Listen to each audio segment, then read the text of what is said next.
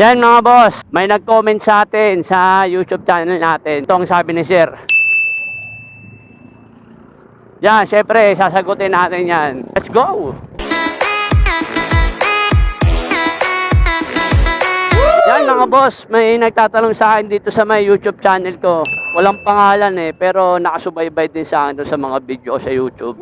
Yan boss, shoutout po sa iyo. Salamat sa tanong nyo at sa mga nakasubaybay sa akin. Ito lang po yung masasagot ko sa inyo, lalo sa mga kapatid natin rider. Kada araw po, ang pinaka-top up ko ay 200. Umaga po yun, ayun na po yung pinaka-top up kong 200. Pero yung 200 na yun, kulang sa akin yun kasi minsan naubos yung 200 na yun. Pero depende sa iyo yun kung magkano ang inaangad mong kita. Sa 100, 20 pesos kay Lalamove. Halos parehas naman nata sa iba Kumbaga 2%.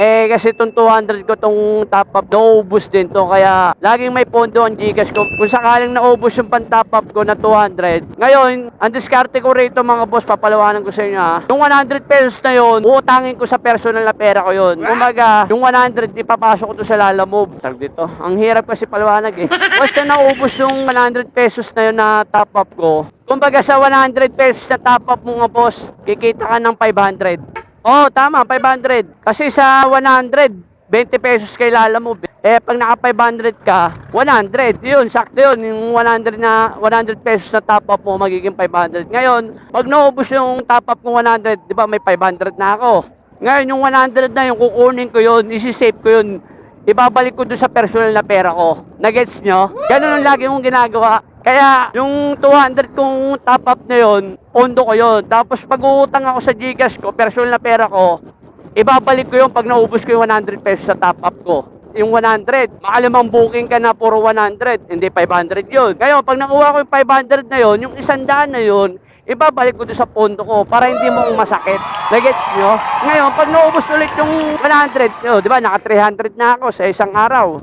Pag naubos yung 300 na yun, ganun ulit gagawin ko. Uutang ulit ako doon sa personal na Gcash ko. Ngayon, pag naubos ko yung tinapap ko 100, tsaka ko ibabalik ulit. Diba? Nagets nyo? Sana nagets nyo talaga Minsan naka 300 top up ako maghapon. Minsan pumapalo rin ako ng 400. Depende yun mga boss kasi ang magdadala rin kasi dito sa inyo, sa deliver nyo mga tip din, isa rin yun, ang magdadala rin sa tip.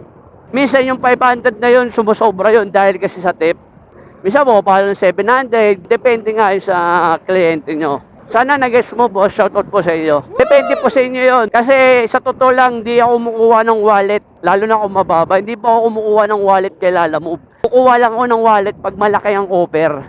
Kunyari, pumapalo ng 250, 200 plus, o naka plus 100 na wallet. Hindi po talaga ako kumukuha ng wallet, lalong pag mababa, nakakatamad bumiyahin. I-deliver mo, kunyari, wallet mo 100 pesos. Pagdating mo doon, minsan, bibigay sa'yo, salamat. Dito lang sa cash, kumuha ka na lang ng cash. At least may posibilidad ka pa, bigyan ka pa ng tip. Pero sa wallet naman, meron naman. Depende sa kliyente mo. Hindi naman kasi lahat parehas Pero kadalasan nakuha ko talaga cash mga boss. Kasi nakakatamad kumuha ng wallet. Nakakayamot din diba? Inutusan ka, tapos di ka binigyan. Ayun yung nakakasar dun Kunyari, ikaw, utusan ka ng kuya mo. Jay, bayad ka na Meralco ko, tapos bayad ka, tapos wala suklet, itutusan ka lang, di ba nakaka-bad pong gano'n? Gano'n sa delivery mga boss. Hindi tulad ng cash, umaasa ako sa tip. Minsan, nakakuha ko ng 86, minsan bibigyan 100. Di ba? Tapos minsan, pag nakakuha ko ng 137, minsan ginagawa 150. Tapos minsan, idadala ko, wala akong barya.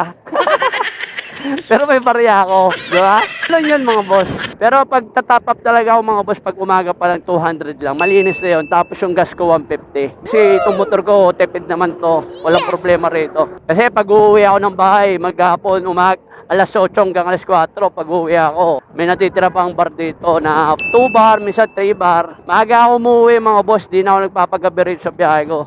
Kasi lagi akong kumukuha ng abono, yung malalakihan. Para mas maganda yung malaki para may mga tip. Sa mga kapatid natin rider, nag-gets nyo yung punto ko. Pero depende pa rin sa inyo yun Hindi nyo naman ako pwede gayahin Para lang naman sa akin to. Side ko lang naman to. Kasi bilang experience, alam ko yung galawan nila Lalamove. Baka may mag-react dyan Hindi pa ako magaling. Alam ko lang yung galaw ni Lalamove. Kumbaga, naamoy ko na. Alam ko, mas marami pang magagaling sa akin yan. Pero hindi naman basehan yung pagalingan dito. Padiskarte yan ang labanan dito kay Lalamove. Walang magaling po rito mga boss. Padiskarte yan lang dito. Kumbaga, saan ka mapapaganda, dun ka. Kumbaga sa pusoy mga boss, marunong ka makiramdam. Paikiramdaman mo ang booking mo. Hindi mo kailangang magmadali. Pag-iisipang mabuti kung totalo ka ba o panalo ka ba. Yeah, shoutout po sa inyo boss. Salamat sa comment nyo. Depende po yun mga boss Depende po sa tao yun. Depende sa diskarte. Iba-iba yung diskarte natin. Bali, ito muna ang content natin about dito sa area ng Commonwealth. Masarap kasi magkwento rito kasi tuloy-tuloy yung biyahe natin. Para malibang naman tayo. Kasi kala nyo ba pag nandito tayo sa Commonwealth mga boss, aantokin kayo dito kasi yung hangin. Nakakantok yung hangin. Lalo pag bagong kain ka. Siyempre, huwag nyo kalimutan i-like and share to mga boss. Para mag-gets din ng kapatid natin rider. Yun lang mga boss. Maraming po salamat!